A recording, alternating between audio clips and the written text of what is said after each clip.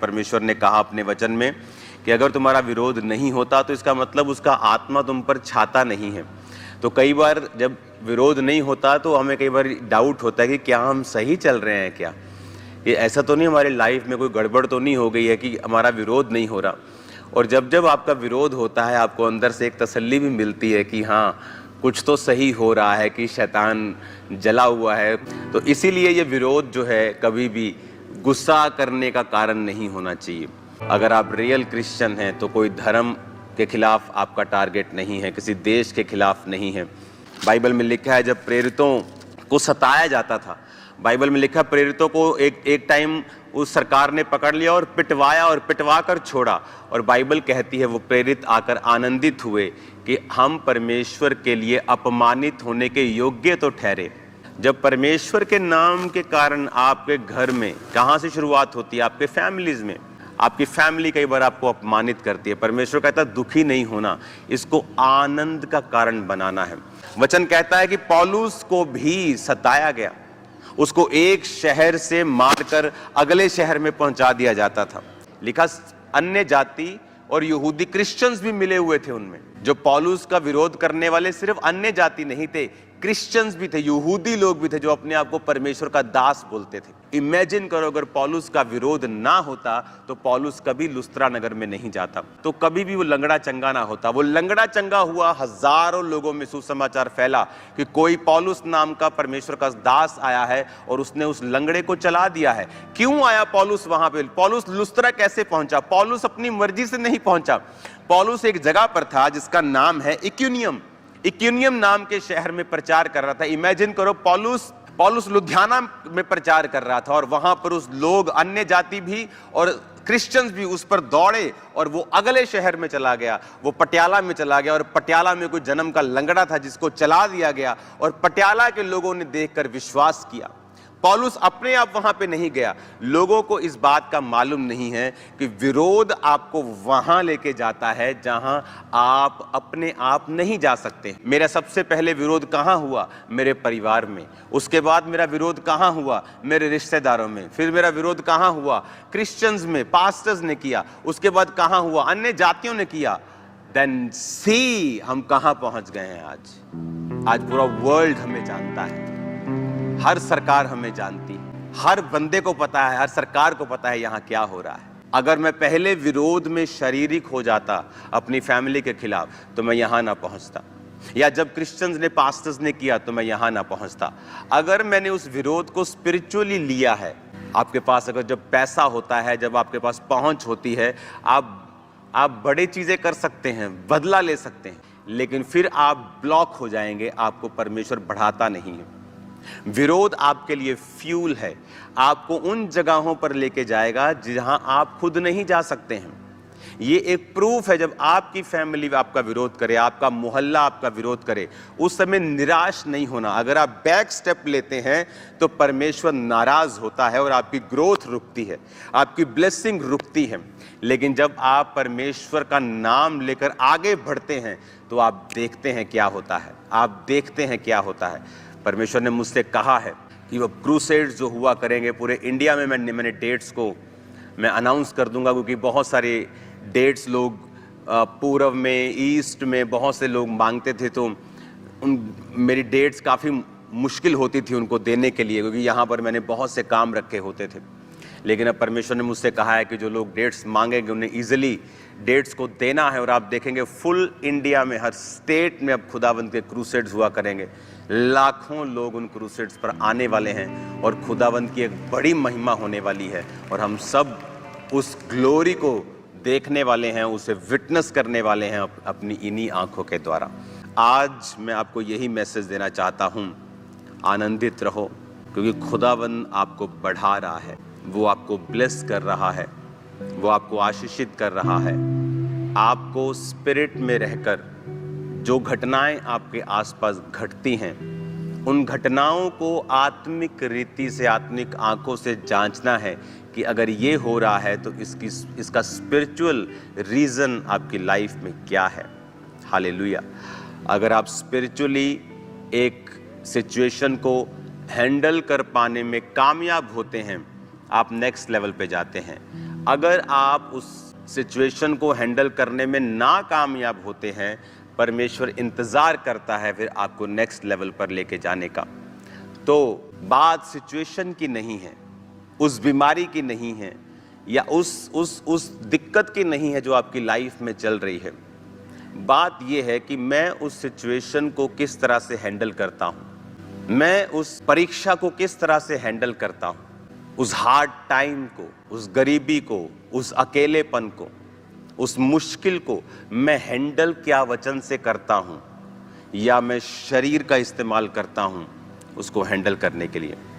और जैसे ही आप हर चीज में स्पिरिट को लगाएंगे, लाइफ एंटर करेगी। अगर तुम आत्मा के अनुसार चलोगे तो जियोगे, परमेश्वर ने कहा। तो वो लाइफ जब आपकी जीवन में एंटर करती है तो वो सब तरफ फिर कार्य करती है। तो आप अगर मान लीजिए आपके पास इस समय, मेरे पास मान लीजिए 10 कमरे हैं और मैं खुद एक रोशनी हूं। जीसस ने कहा तुम जगत की ज्योति हो। मान लीजिए ये 10 कमरे, एक कमरे के बाहर लिखा है फाइनेंस, एक के बाहर लिखा है परिवार, एक के बाहर लिखा है सेहत, एक के बाहर लिखा है कामयाबी, शांति, आनंद। हाँ, ये 10 तरह के ब्लेसिंग्स हैं। अब मैं अगर उस रूम में जाऊंगा, क्योंकि मैं खुद एक रोशनी हूं, तो वो खुद ब खुद फाइनेंस ओपन हो जाएगा। मैं आनंद की तरफ जाऊंगा, वो खुद ब खुद ओपन हो जाएगा। क्यों? क्योंकि मैं खुद एक रोशनी हूं। बात यह है कि जब हमारे अपने अंदर रोशनी नहीं है, कि आप अगर आनंद के रूम में जाएंगे भी तो वहां आपको अंधेरा नजर आएगा, क्योंकि आपके अंदर रोशनी नहीं है। जब आपके अंदर रोशनी खुद होगी, आप खुद एक लाइट होंगे। और वो कैसे होगा? जब आप वचन के द्वारा चलेंगे, आत्मा के अनुसार चलेंगे तो जिएंगे। जब हम स्पिरिट को मौका देंगे कि वो हमारी लाइफ में कार्य करे। आज से हम प्रार्थना करेंगे, आज से हम फास्टिंग करेंगे। किन चीज़ों के लिए? कि परमेश्वर पूरे भारत ने बड़ी बड़ी मीटिंग्स, क्रूसेड्स को जो डेट्स ऑलरेडी अब मैंने देनी स्टार्ट कर दी हैं, कि खुदावंद बड़े बड़े कार्यों को करे। और ये रियल मैसेज कि जीसस क्राइस्ट किसी धर्म को बदलने के लिए नहीं आए हैं। आप देखो, बहुत से लोग बोलते हैं ये धर्म परिवर्तन, धर्म परिवर्तन। एक भी व्यक्ति सामने नहीं लेके आ पाते। इमेजिन करो, अगर पंजाब में 25 लाख लोगों का धर्म परिवर्तन हुआ पैसों को देकर, एक भी साबित नहीं हुआ। जितने इंडिया में लोगों को गिरफ्तार किया गया धर्म परिवर्तन को लेकर, सभी को कोर्ट ने बरी किया। कोई बोलता है कि इतने लाख देकर, 25 लाख देकर धर्म परिवर्तन करते हैं। मैं अंकुर नरूला अपना धर्म परिवर्तन करने को तैयार हूं। मुझे 25 लाख दे दो, मुझे जरूरत है भाई, चर्च पे लगा देंगे पैसा। मेरा परिवार तैयार है, बहुत से लोग तैयार हैं धर्म परिवर्तन करने के लिए। कहाँ मिलता है ये 25 लाख? चलो एक काम करते, तुम 20 लाख हमें दे देना, 25 तुम ले लो, तो 5 लाख तुम्हें एक परिवार का बचा। तो मैं तुमको 10,000 परिवार देता हूँ, एक परिवार में 5 लाख बचा, तुम्हें 10,000 परिवार देता हूँ। इमेजिन करो, तुम करोड़पति हो जाओगे एक दिन में ही। हमें 20 दे देना, तुम 5 रख लेना, जहां से भी 25 मिलता है तुम ले लो, हमें दिलवा दो, हम तैयार हैं। कभी लोग बोलते हैं पास्टर पैसा देते हैं, कभी बोल देते हैं लेते हैं। इनको यही नहीं पता कि देते हैं कि लेते हैं। इनको ये मालूम होना चाहिए ना पास्टर पैसा देते हैं ना लेते हैं। अगर होता तो वो सामने आता। तो ये कॉमेडी सर्कस जब चल रहा हो तो एंजॉय किया करो इन चीज़ों को। कोई लाख आप पर झूठे इल्ज़ाम लगाए, ये आनंदित होने का समय होता है। जो लोगों को ये पता है, आज लाखों लोग चर्च में बैठे हैं, चर्च ब्रांचेस में बैठे हैं, जो डॉक्टर्स हैं, इंजीनियर्स हैं, पुलिस हैं, फौज के लोग हैं, आम लोग हैं, सब लोग हैं, हम लोग हैं। हमें पता है हमने खुदावंद से क्या पाया है। हमें पता है कि यीशु मसीह धर्म बनाने के लिए नहीं आए, वो जीवन बदलने के लिए आए। और ये कार्य खुदावंद का कभी रुकेगा नहीं। पास्टर्स आ जाएंगे, पास्टर्स चले जाएंगे, सेवकाइयाँ आएंगी जाएंगी, लेकिन खुदावंद का काम कभी रुकने वाला नहीं है। उसका काम कभी स्टॉप नहीं होगा। 12 लोगों को रोकने की कोशिश की गई, आज वो 12 चेले 400 करोड़ चेले हो चुके हैं यीशु मसीह के। आपको पता है सबसे पहले जब कलीसिया स्थापित की गई तो वो यरूशलेम में थी। सब कुछ अच्छा चल रहा था, 12 प्रेरित इकट्ठे थे, लोग हजारों इकट्ठे होते थे, एक एक दिन में 3-3 हजार बैप्टिज्म होते थे, एवरीथिंग कंफर्टेबल हो गया था सब कुछ। 3,000 लोग बैप्टिज्म ले रहे हैं, कोई अपना घर दान कर रहा है, उसको बेच दिया, हाँ महीने का रोटी का खर्चा चल रहा है, सब कुछ ठीक ठीक चल रहा है। लेकिन बाइबल कहती है विरोध हुआ और सारी कलीसिया को तितर बितर कर दिया गया। लिखा वो तितर बितर कलीसिया अगर ना होती उस समय, उनके पास इंटरनेट नहीं था, उनके पास फेसबुक नहीं था, उनके पास यूट्यूब नहीं था, तो कोई तरीका नहीं था परमेश्वर का कि उनको एक जगह से दूसरी जगह पे लेके जाए। तो परमेश्वर ने विरोध को यूज किया और बाइबल कहती है जब विरोध हुआ तो चेले तितर बितर हुए और जहां जहां वो गए, जिन मान लीजिए कोई कहता है कि मेरा रिश्तेदार लुधियाना में रहता है, जिस जलंधर में विरोध हुआ वो लुधियाना चला गया, वो लुधियाना जाके प्रचार कर रहा है, क्योंकि जिसने यीशु मसीह को एक बार जान लिया वो पीछे नहीं हट सकता। आप उसको तलवार दिखा दो, बंदूक दिखा दो, ये तो छोटे मोटे हरकतें कर रहे हैं, तो लोग तो तलवार के बल से भी परमेश्वर से हटते नहीं। भाई अगर आप हिस्ट्री देखें तो जब मिडिल ईस्ट में गले काटे गए, वीडियोस हैं इंटरनेट के ऊपर कि जीसस क्राइस्ट को छोड़ोगे, तुम हमारा धर्म कबूल करोगे, नहीं, गला काट दिया। लोग तो गले कटवाने पर भी यीशु मसीह को छोड़ते नहीं, विरोध से क्या छोड़ेंगे। अब जो कलीसिया आगे गई, मान लो किसी का लुधियाना रिश्तेदार लुधियाना चला गया, किसी का जगरांव चला गया, किसी पटियाला है, किसी का अमृतसर है, किसी का फगवाड़ा में, वो लोग जहां जहां गए उन्होंने वहां वहां सुसमाचार दिया।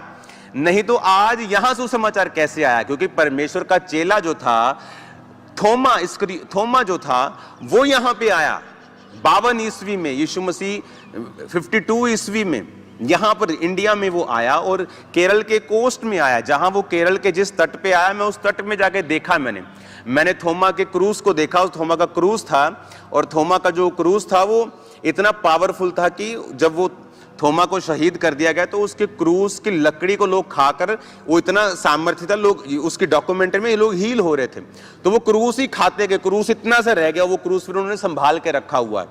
वो थोमा कैसे आया यहाँ पे? बाकी चेले तितर बितर क्यों हुए? क्योंकि विरोध हुआ तो वो तितर बितर हुए। तो वहां केरला में सुसमाचार आया, केरला से पूरे इंडिया में फैला, यूरोप में सुसमाचार गया पौलुस के द्वारा, उसके बाद यरूशलेम और उसके बाकी जगहों के ऊपर सुसमाचार गया। कैसे गया? विरोध के कारण। अगर वो ना होता तो वो कलीसिया कभी भी इतनी तेजी से नहीं फैलती।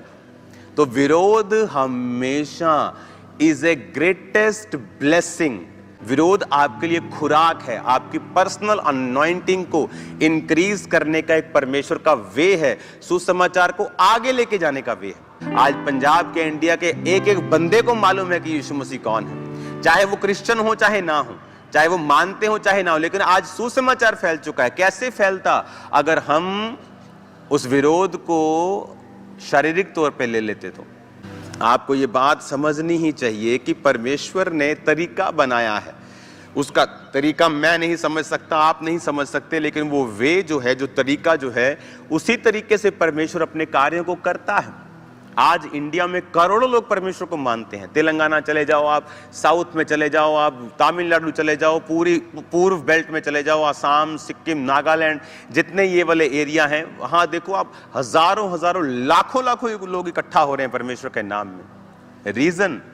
क्योंकि केरल में परमेश्वर का एक दास, परमेश्वर का चेला आके प्रचार करता है, मिरेकल्स करता है। जब उसने पानी को ऐसे ऊपर चढ़ाया था तो कहता था मेरा परमेश्वर पानी को ऊपर ले लेगा, तुम्हारा तो पानी गिर रहा है। जब पानी चढ़ाया तो पानी ऊपर चला गया था। तो लोगों ने देखा कि तेरा परमेश्वर जीवित है, वाकई तेरा परमेश्वर जीवित है, और उन्होंने परमेश्वर को कबूल किया। अगर यरूशलेम की कलीसिया पर उपद्रव ना होता तो वो कभी भी ना फैलती। उपद्रव करने वाला शाऊल, जो बाद में पौलुस बन गया, जिसने पूरे यूरोप को बचाया। आज आप यूरोप की कंट्रीज में चले जाओ, हर जगह आपको चर्च मिलती है। वैसी बेदारी नहीं है, लेकिन लोग क्रिश्चियन हैं। क्रिश्चियनिटी के खिलाफ आप कुछ भी वहां करेंगे तो वो एक्सेप्टेबल नहीं होता, लोग निकल आते हैं। लेकिन हाँ, ठंडे क्रिश्चियंस हैं, वो बात अलग है। आत्मा से भरे हुए नहीं है, वो बात अलग है, लेकिन है वो क्रिश्चियंस। कैसे हुआ? विरोध के कारण। आपकी फैमिली, कई बार आपका मोहल्ला, आपका नगर जब आपको सताता है तो वो आनंद करने का समय है। मुझे पर्सनली, मेरी लाइफ की ये टेस्टमनी है, मुझे कभी विरोध का फर्क नहीं पड़ता, नेवर। पता नहीं ये मेरी लाइफ की एक ब्लेसिंग है मेरे ऊपर, या पता नहीं ये क्या चीज़ है कि जब विरोध होता है मुझे मालूम होता है कि ये मेरे बढ़ने का समय है। आपको भी ये मालूम होना चाहिए कि आपकी लाइफ में आपका नेक्स्ट लेवल पे जाने का समय आ चुका है यीशु मसीह के नाम में। और एक बात मैंने हमेशा अपनी लाइफ में नोटिस की है, जब मैं परमेश्वर में एक बिलीवर था, मैं वेरी अग्रेसिवली मैं परमेश्वर में चला हूँ। मसीह में मैं आया 16 अगस्त 2004। मसीह में आने के बाद मैंने 1.5 महीने के अंदर बैप्टिज्म लिया। 1.5 महीना तब भी मैं नशा करता था। इतना अग्रेसिव था कि क्रिश्चियनिटी को किसी ने कुछ बोल दिया था, उसको पीट आया था मैं, क्योंकि मेरे को वचन नहीं मालूम था। 1.5 महीने बाद जब मेरा बैप्टिज्म हुआ, तब वचन जैसे जैसे मुझे समझ आता गया कि ये स्पिरिचुअल चीज़ें हैं, कि मुझे आगे बढ़ना है, मुझे आत्मा के अनुसार चलना है, तो स्टेप्स लिए मैंने खुदावंद ने, और खुदावंद ने मुझे बढ़ाया। और मेरा बिलीव है कि आप लोग जो खुदावंद के लिए कुछ भी करने के लिए तैयार हैं, जो मसीह में सब सहने के लिए तैयार हैं, खुदावंद इस कलीसिया को, आपको और मुझको हाईएस्ट लेवल में इस्तेमाल करेगा, और दुनिया इस टेस्टिमनी को सुनेगी प्रभु यीशु मसीह के नाम में। आमीन।